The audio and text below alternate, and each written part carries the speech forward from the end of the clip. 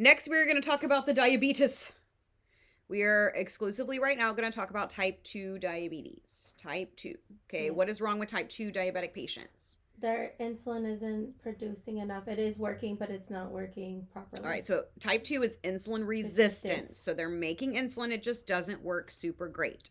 So these are oral hypoglycemics, meaning they're drugs that will decrease the blood sugar. Y'all with me? Yes. Okay. Where is your sugar storage located? In the liver? In the liver. The liver has a big, giant sugar storage, and it's supposed to let some sugar out whenever you get hypoglycemic and you need it. Yes. You with me? Okay. Which organ produces insulin? The pancreas. All right, so the pancreas produces insulin, and what's its job? To lower the sugar amount. Oh, to open the door. It opens the door to the cell so that the sugar can get inside the cell and burn your glucose into ATP for energy. What starts that fire? Oxygen. Oxygen. So once oxygen gets into your cell, this is important for you too, Courtney. When oxygen gets into your cell, it starts a fire. Okay, it's going to burn ATP. the glucose that has come into your cell because insulin opened the door. It's going to burn that glucose into ATP, and that's usable energy. Okay, but their insulin doesn't work so well. So their cell doors are like, meh, meh, meh, meh, right? But so we need something to decrease their blood sugar. Y'all with me so far? Okay. So you understand that your liver makes new sugar and it holds a big giant tower of sugar storage, yes? Yes. Okay, your pancreas makes insulin, which opens the door to the cell to allow the glucose to come in.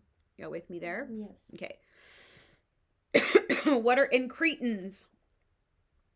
Have y'all heard of incretins? Yeah. Y'all will learn today. The Langerhans. So, right? Oh, no, you're thinking, it's not from the pancreas, it's from the intestines. So the incretins are in all of your intestines, okay?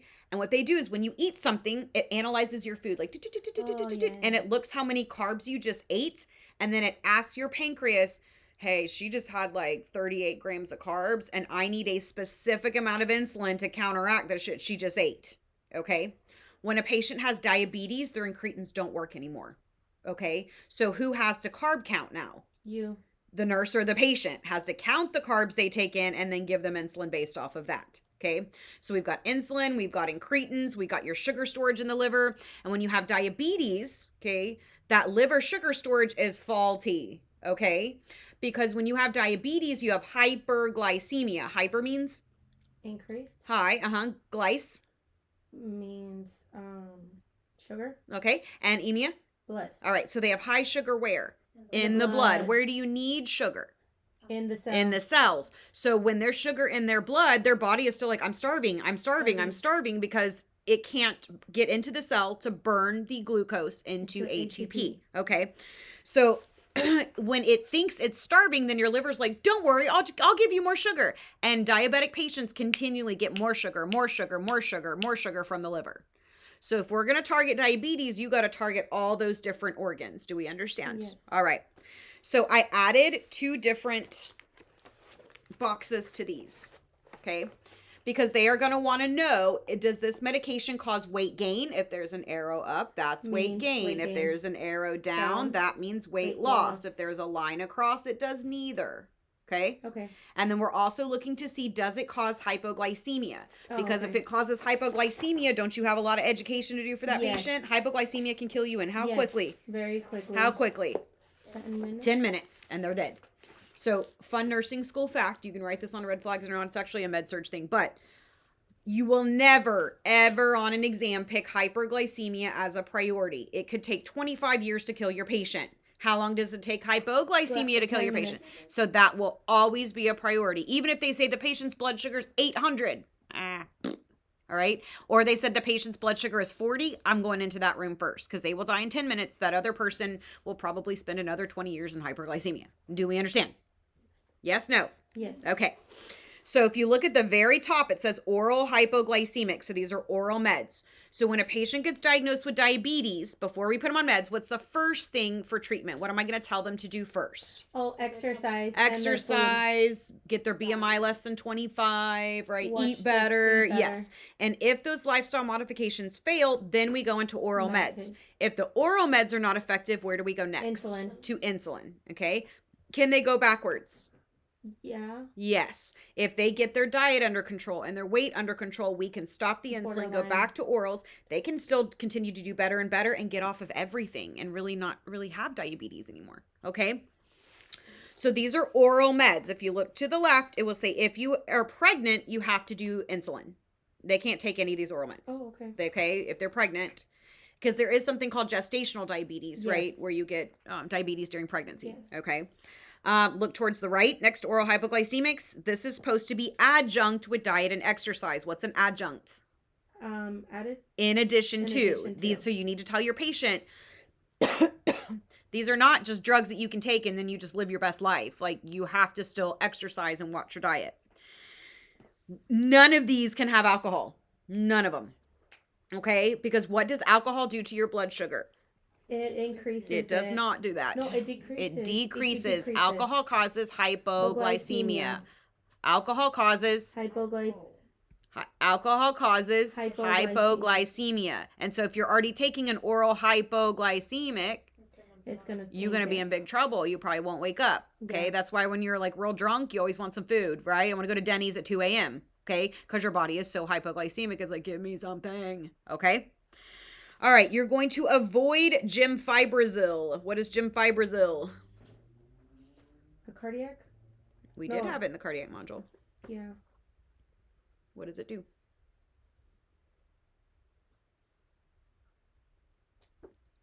What kind of drug is this? Okay, it is a cholesterol drug. All right, it is, it interacts with a lot of medicine, so with none of these drugs can you take gemfibrozil. All right, so we're going to start with the first drug. So here's what happened. People recognize, hey, this is what diabetes is, okay? And so they're like, I have an idea. Let's make a drug that tells the pancreas to make more insulin.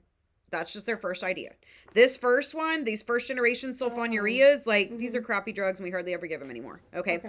If you look at these MOAs, okay, if they have an MOA that tells the pancreas to make more insulin or in any way says I need more insulin, those will cause hypoglycemia. All the other ones will not. Okay. All right. So these drugs are chlorpropamide and tolbutamide. If there's a P with a line through it, that means no pregnancy. Okay. Okay. All right. So the drug class for this one is a first generation sulfonylurea. Okay. So if they're allergic to sulfa drugs, y'all have heard that a lot, right? Then they cannot take these. MOA stimulates the pancreas to make more insulin. Can't get more baseline than that, right? So would that cause hypoglycemia? Yes. Yes. Okay. But then they're like, oh, this drug was making everybody fat. And so they're like, well, that kind of defeated the purpose, didn't it? Yeah. Okay.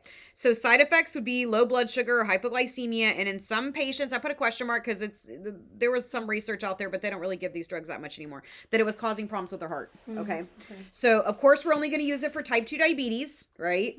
You cannot take it in pregnancy. You cannot give it with beta blockers. And that's a problem because a lot of patients that have diabetes also have hypertension, and beta blockers are for hypertension.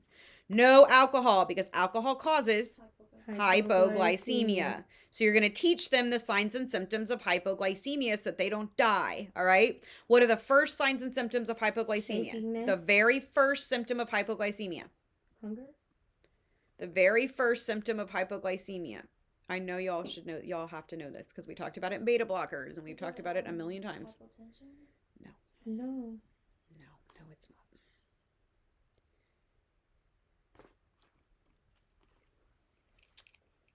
Thirst? Nope, before that. Hunger? Before that. I said hunger. I know y'all real hungry apparently, but because we talked about this in beta blockers, because beta blockers, they mask the first sign and symptom of hypoglycemia. So I know y'all know this. We've covered this a bunch of times. Yeah, I ain't telling y'all nothing no more. You're not listening. Nausea? When your body starts going low on sugar, how do you think it feels? Anxiety. Okay, so what's the first thing that's going to happen? Sweating. Tachycardia? There it is. Okay. What's the first sign and symptom of hypoglycemia? Tachycardia. What's the first sign and symptom of hypoglycemia? Tachycardia. Y'all write that down somewhere. I cannot keep telling y'all the same shit over and over again. All right. Hypoglycemia. Tachycardia. Thank you. Hypoglycemia. Tachycardia. So you start going into a fight or flight where you start to Yeah. feel anxious. You get Yes. tachycardia. You kind of start sweating a little bit, right? Mhm. And then if you don't fix it at that point, you go into the second set of signs and symptoms, which is Shakiness and hunger. that was already kind of Oh. at the beginning, right? Because at the beginning you're kind of shaky, you're hungry, you're hangry, right? Hungry, yeah. Okay, the second set of signs and symptoms happen when you didn't fix the first ones, and by this point you may not be able to treat yourself. Oh, They start maybe get a little You're confused, right? They start to feel real sleepy, okay? And then what happens if we don't fix it at that point? Seizure, coma, death. Seizure, coma, death. What'd I say? Seizure, coma, death. Right. Okay, so it's kind of important to teach them what to do. What do you do for hypoglycemia? What's the first treatment? Oh, you're gonna give them an icing or honey. So they need Something, 15 grams of a simple sugar followed with a carb. complex carb. We're going to do it again. What's the treatment for hypoglycemia? 15 grams of a simple sugar followed by a complex carb. So you want them to have like a tube of icing with them or some honey. They can do 4 ounces of soda, right? They can have some chocolate candies, something that, is going to give them some very quick sugar. Okay. But then afterwards, you need to do a complex carb so that their sugar stays up, like graham crackers and peanut butter, something like that. Okay. All right. So then we're going to go into the next category. These we call our ride or dies. You know where have you heard of the term ride or die? Yeah. Okay. What's a ride or die? Somebody that's always going to be there for you. That's right. And you know where that term came from? No. Don't know. This started out with Hell's Angels. You know who Hell's Angels is? The motorcycle. The motorcycle gang. Okay, and they are right. I mean, they'll kill for you. You know what I mean? Okay, so that's where this term came from. So you've got 2 keywords here. You've got these are your ride or dies because they end in ride, zide, ride, zide. Do you see that? Yes. Ride and zide. Okay, these are your ride or dies. This is your motorcycle gang. It's got a P with a circle around it, which means no pregnancy. Oh, no. You can take it in pregnancy. Okay. So the first generation sulfonylureas were a bust, right? So they're like, let's create a second. Y'all remember what I told you about generations? Yes. When you hear generations of drugs, what does that mean? The first one wasn't. The first one was crappy, so then they made a better better one. second one. And then if you see a third, then it's better than the second, and so on and so forth. So they created a second generation. It does 3 different things, okay? Number 1, it tells the pancreas, make more insulin. So is it going to cause hypoglycemia? Yes. Yes. Okay. Number 2, it increases insulin sensitivity. So not only does it tell you to make more insulin, but it makes your insulin better, right? Mm-hmm. Number 3, decreases hepatic glucose production. What does that mean? The liver, it tells the liver to decrease. It tells the liver to stop giving me more sugar. sugar. I don't need any more sugar. Okay. We're drowning in sugar here. Okay. It also made everybody fat. It's fine. Okay. But think of what motorcycle gangs look like. Are they skinny dudes? No, they're big, giant dudes, right? Okay. It's going to cause GI upset. All the diabetes drugs cause GI upset. You will see that as we keep going along. They all cause your stomach to be upset. All right. It can cause hypoglycemia because of MOA number 1, stimulates pancreas to make more insulin. Okay. Mm-hmm. What do you know about Hell's Angels? What do they do together? They drink. Okay. So these drugs will have a disulfiram-like reaction. What is a disulfiram-like reaction? What is disulfiram? It's facial flushing. But what is disulfiram? We've had this side effect a lot of times before. Get out your red flag sheets. Lord have mercy. And I'm giving y'all a quiz on the red flags next time you guys come in here. Okay. Because we're going over the same stuff and it's slowing us down really bad. All right. Disulfiram is a drug that they give, okay, when you are trying to come off of alcohol. It is a deterrent that will make you have severe facial flushing, nausea, vomiting. It makes you feel like, oh, holy hell, which is very rude. Because it causes that reaction. So this drug has a disulfiram-like reaction, meaning when you take your ride or dies, okay, and then you drink, you're going to have a very bad night. Do you understand? Yes. All right. All right. These motorcycle dudes, they always got a lady on the back, right? She not small either, right? Yeah. And he got her knocked up. So these are okay for pregnancy. The ride or dies are okay for pregnancy. Okay. You're going to tell them do not drink alcohol, right? They need to know the signs and symptoms of hypoglycemia. You want them to take it with breakfast, and it is twice a day. So you at least with breakfast, okay? And then you'll take it at nighttime as well because it's BID. It's twice a day. And then because it causes stomach upset, we're like, go ahead and take it with food because you're taking it with breakfast anyway. Do we understand our ride or dies? Yes. All right, let's review. They end in ride or died. Ride or die. These are ride or die okay motorcycle gang. Okay, they're okay in pregnancy. They got Big Bertha behind them, all knocked up. Right? Are they supposed to be drinking? No. No, they're not, because they're going to They'll feel get the very, distillerium. very bad. Like Do you that. understand? All right, let's go to the next one. Metformin. Metformin. Everybody's heard of metformin. This is very, very testable in this course. Yes. Okay. All right. It's got a P with a circle around it, so that means It's okay in it's pregnancy. okay. It's not our favorite, but it's okay. All right. Uses. We can use it for type 2 diabetes, which that's the whole reason why we're here today. Yeah. Okay. We can use it for prevention Prevention. of diabetes. So if you have like pre-diabetes or something, they may go ahead and put you on metformin. Yes. We can also use it for PCOS. What's PCOS? Polycystic ovarian syndrome. All right, which is a insulin resistance. So that's why they may use that. Okay. The drug class for metformin is biguanides. This is the biggest diabetes drug that is prescribed. Okay. And it can delay the diagnosis of type 2 diabetes in high-risk patients. So let's say your mama got diabetes and her daddy got diabetes, and like it's just a matter of time before you get diabetes. They may go ahead and give you metformin even though you don't have diabetes, so it just takes longer for your body to develop it. Okay? There are 3 different MOAs for metformin. Y'all have all heard of it before, right? Yeah. Metformin. Okay. Number 1, it increases insulin sensitivity. What does that mean? It makes your insulin better. All right, makes your insulin work better. Number 2, decreases your hepatic production of glucose. It tells your liver, Stop giving me sugar. stop giving me more sugar. And number 3, decreases your intestinal absorption of glucose. So if you eat 4 Krispy Kreme donuts and it gets down to your intestines are going to be like, I don't see that this is food. And when your body doesn't see that something is food, what does it do to it? Excrete it. It dumps it, okay? So you can see I did a green box around that, and then look at the green box under side effects. Yes. It causes, like, Diarrhea. mean diarrhea, okay? Yeah. So much so that they're just sitting on the toilet. They're just sitting on the toilet. All right, with nausea and decreased appetite because I can't get up to make food anyway, okay? You with me? Yes. It does not cause hypoglycemia because it doesn't increase your insulin. Do y'all see that? Yes. And it also causes weight loss, probably because You're pooping. you're sitting on the toilet. You're sitting on the toilet, okay?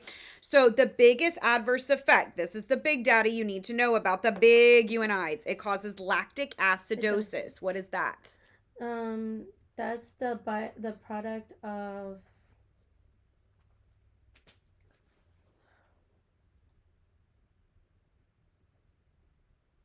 like your nerve.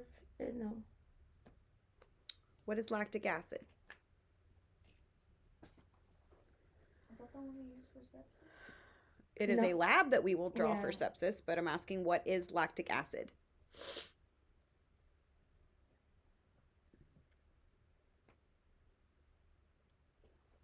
It's like a buildup of, I don't know what the word is, but it's like a byproduct of what happens in your muscles after like Yes. exercising. That was for a very long time. beautiful. Let's all clap for Quinn. It is a byproduct of muscle breakdown. So you will see these patients will get myalgia. What's myo mean?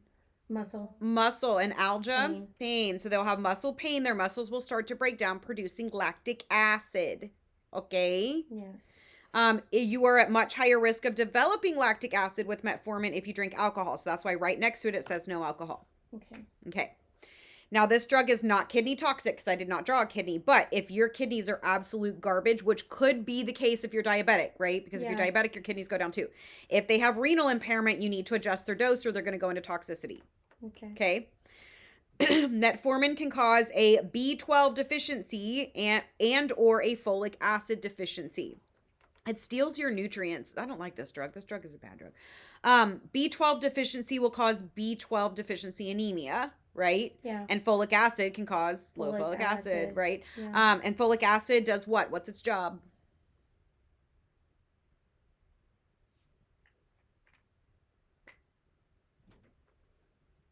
I think y'all need to get out another sheet for like basic knowledge questions that we are not hitting, okay? And that way we'll know them for the next time. Maybe not red flags, you understand what I mean? But get out a different sheet. Everybody get out a different sheet and start writing down things that we're going to be seeing a lot, like what does your thyroid do and shit like that. So what does folic acid do? All right, it makes up all of your cell membranes. It helps to make up cell membranes. And if you don't have cell membranes, then you don't have a body because you need cell membranes to live, right? Yes. Okay, so that's kind of a big deal. All right, highlight this because this is very testable. Teach the patient that the GI upset will decrease over time. So you might hear a question something like this. You're a patient, or sorry, you're a nurse that works in a clinic. Your patient calls and said, hey, my doctor started me on metformin 2 weeks ago and I am pooping all the time. I'm uncomfortable and I need you to take me off this med. What is your best, most therapeutic response? You'll still have diarrhea, but that is a normal side effect. If you continue taking your medication as prescribed, it will decrease. Well, that sounds lovely. First thing we want to do is to empathize with the patient. What do you say first? I understand that this is so uncomfortable. Oh, that's for great. you. This is so uncomfortable for you. I am so sorry this is Sorry. happening. I know it's got to be frustrating for you. That was beautiful, by the way. But know that this medication does cause diarrhea at first, but it will decrease over time. Give it some time and then give them some things that they can do. You know, make sure you stay hydrated. Make sure you're doing good perineal care because you can get a raw butt and things like that, right? Yeah. Okay, so I'm going to have this patient report. Now, this is in red with a star in a cloud. So It is very highly testable. report myalgia, malaise. What's malaise? It's just a bad feeling. I feel like shit. Yeah. Hyperventilation. Hypopnea. And what is somnolence? You're not fatigued. You're not sleepy. You're just kind of like, y'all ever just like stared, you know? Just kind of like, Daydream? I just want to just sit. Okay, I want nobody to touch me or look at me. I just want to sit. That is somnolence. Now, what are these signs and symptoms of? Muscle aches, feeling crummy, starting to breathe quickly. Heart problems? All right, let's go back. This is an acid-base issue. Oh, okay. Okay. So when you are hyperventilating and you're Blowing out the carbon. you're blowing out CO2. CO2. CO2 is your acid or base. It's your acid. It's an acid. It's an acid. So you are trying to correct An acid base. an imbalance. acidosis because you're blowing out your acid. So what are these signs of? Acid base imbalance. Could you be more specific? Respiratory acidosis. Well, if the respiratory is compensating, then it's not respiratory. Oh, it's a metabolic acidosis. Why do they have metabolic acidosis?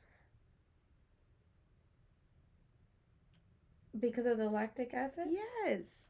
All right, so let's go back and review acid base. Okay.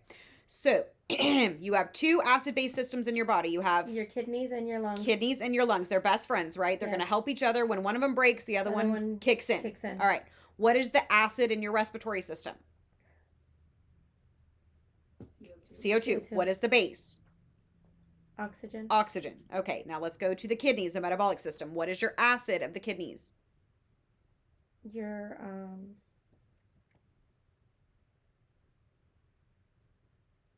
All right, what's the base of your kidneys? Tell me anything about your kidneys.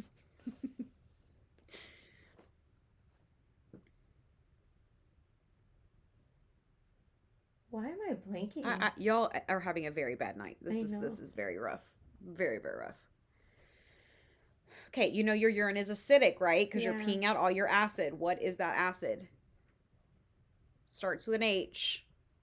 Hydrogen. Okay, so the acid in Hydrogen. your metabolic system is hydrogen. What's your base? Y'all know it 100% because we've talked about it 8 million times. If I told you to name me a base, what would you say?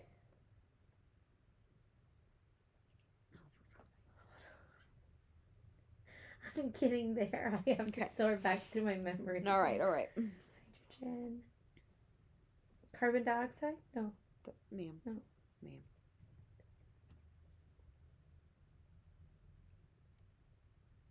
Like when a patient's in acidosis, we give this to them as a medicine. I know 100% y'all know it. Y'all are just having a hard time making connections today or something. I don't know. It's what antacids are made out of. Like, this is your base. This is your, like, universal base. Calcium? Mm-mm. But that is antacid. Some antacids are made out of that. That's Yeah. true. It's also an antidote of hyperkalemia. So I know we've talked about it till we're blue in the face. Magnesium? That's not even an antidote. No, that isn't. It's K-Xlate and No, I'm No. asking. I'm telling you that The this base. base is one of the 6 antidotes for hyperkalemia. Write them down. Write down your Okay, 6 hold on. antidotes, and you'll get there. Write down your 6 antidotes for hyperkalemia. Calcium gluconate, sodium bicarbonate. Sodium For bicarb. fuck's sake, thank you all. Bicarb. Bicarb is a base. That It is a base. the It's bicarb. universal base. Yes. Okay, so let's go back. Okay, so in your kidneys, your metabolic system, what is your acid? Your hydrogen. Hydrogen. What's your base? Your bicarb. Bicarb. Okay. Oh my god. So I don't know what's happening. Yes, I'm I don't frustrated. I know y'all got to be frustrated too, because this is probably one of the worst sessions that have ever happened. Okay, so lactic acidosis. They are building up in lactic acid. That's a metabolic problem. So what is broken? Their kidney. The kidney system's not working. So who kicks in? Your lungs. The respiratory, and they're gonna kick in by getting rid of their acid. What's the acid of the respiratory system? Carbon dioxide. Carbon dioxide. So they're gonna start and blowing off that carbon dioxide. Not purse lip, but they're just gonna start blowing out. Okay. So that's why you would report myalgia, malaise, hyperventilation, and somnolence. That patient is in lactic acidosis and is trying to compensate. Do we understand? Yes. Finally. All right. Do not use metformin if they have CHF or renal impairment. It can be upsetting to both of those body systems. Okay. Metformin has an ER dose. What does ER mean in pharmacology? Emergency room? Oh my God. No, extended release. On your red flag sheet, if you don't know what ER is, you need to write that down. It's an extended release, and we usually will take it at bedtime because y'all know your blood sugar will naturally increase at bedtime when you release which hormone? Think about it before y'all say something weird. Oh my God, yes, thank you. Growth hormone. So at nighttime, growth hormone gets released and blood sugar goes with that. Okay, so that's why we take this at nighttime. So you're going to watch your BUN and creatinine. What are those? Your kidney labs. All right, kidney labs. What's a normal BUN? 10 to 20. Yes. Normal creatinine. 0.6 to 1.2. That's fine. Okay, or 0.8 to 1.2 is fine too. Watch your folic acid and B12 because it can cause deficiency of those. Yes. This next fun fact is very, very testable for all of you for pharm. If you are giving metformin, how is it excreted? Through your kidneys? Through your kidneys. So if you have a patient that is getting IV contrast, like they're getting a CT with contrast, MRI with contrast, how is contrast excreted? Through your kidneys. Through your kidneys. They will compete for excretion and we ain't got time for that. Yeah. So if they're going in for that test in the morning, like an MRI with contrast, okay, we are going to hold the metformin so that they're able to get rid of the contrast. And we hold it that day that they get it and the next day. But I can't just let their blood sugar go crazy. So in the meantime, I'm going to give them... What's an SSI? That's what I'm asking you guys. Sustained. Okay, get out of your charts. Get out of your head. What do we give patients real quickly to decrease their blood sugar? Insulin. Okay, so that's the I. And how do I know how much insulin to give them? Because you take their blood sugar. Oh, because you count the carbs. Okay, so let's follow that through. You take your patient's blood sugar and it's 250. How much insulin are you going to give them? Is this a sliding scale insulin? Oh, hell's bells. Look at that. SSI sliding scale insulin. So the doctor will give you an order. If their blood sugar is between 200 and 250, give this amount of insulin. We got to do that on those 2 days we're holding the metformin. Okay? Woo, that one made me sweat. Okay. Next is our glitazones. You see how these end in glitazone? We've got pioglitazone and rosiglitazone. All right. So when you guys are going out on a Friday night and you're going out like you're going out, okay? And you are going to like, let's say this really crazy club, right? And you're going to like, you're glittering up. Okay. Where do you put glitter? On your eyes. Okay. On your eyes. Put a little on your chest, on your face, right? Because you're glittering up. That's your glitazone. Okay. Okay. Your face and your chest. Are you with me? Yes. Okay.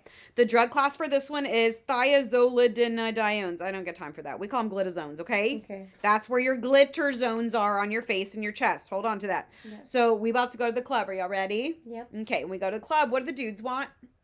Girls. Yeah. Okay. I don't mean to be like sexist or whatever, but that's where we're at. Okay. So they have 3 goals in mind when they go. All right. Number 1, to decrease your resistance. You will love me. Okay. So it decreases insulin resistance. Number 2, what do they want? Some action, right? Yeah. So it increases the insulin action at the receptors, right? So it helps your insulin work better. Okay. Number 3, they do something to get a reaction out of you, right? So it's going to increase the insulin reaction and post receptor levels in the liver. So basically what this does is it makes your insulin work better, right? At every level. Okay. Now, does it ask for more insulin? Not necessarily. No. So I put a plus and then a line because sometimes it does, but only at really high levels. Okay. Now, does it cause weight gain? Sometimes, but only because there's fluid retention. Hold on to that fun fact for a minute. Okay. Where did we say our glitazone was? And the face and the chest. That's right. Okay. So that's why your side effects are going to be upper respiratory, headache, right here, sinusitis, right? Is It's that also because of liver inflammation? toxic. Huh? Is that because of the inflammation? It's not inflammation, it's just Is fluid it extra retention. fluid? Fluid retention. Okay. It is liver toxic, so you know what to do, yes? What are we Yes. going to draw? ALT, AST, alphos, alphos, and bilirubin, and report jaundice. All right. You can see it causes edema, but it's all right here. What's dyspnea? Shortness of breath. And you got chest pain and fluid retention. So where's your glitazone? Face and chest. Okay. And then when you went out to that club, you drank a lot, which can cause liver damage. Yes. So you'll see liver damage and increased LDLs, which is bad. That can put you at risk of heart disease. Okay. So because this causes fluid retention, no heart failure patients, because you don't want more fluid right there in their chest. Yeah. Report sudden weight gain and dyspnea. What's happening to that patient? They're They have like an upper respiratory.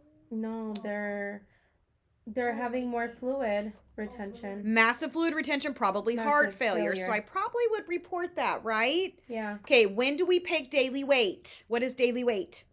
Oh, The best indicator of fluid balance. What is daily weight? The best indicator of fluid balance, right? So that's why we're doing a daily weight. You will always pick daily weight over eyes and nose unless I specifically tell you not to. Only an OB. Yes, and burns. Yes. Monitor LFTs, okay? So because it's liver toxic, and Yeah, monitor liver LDLs function because it can test. increase. Do you understand the Yes. first sheet?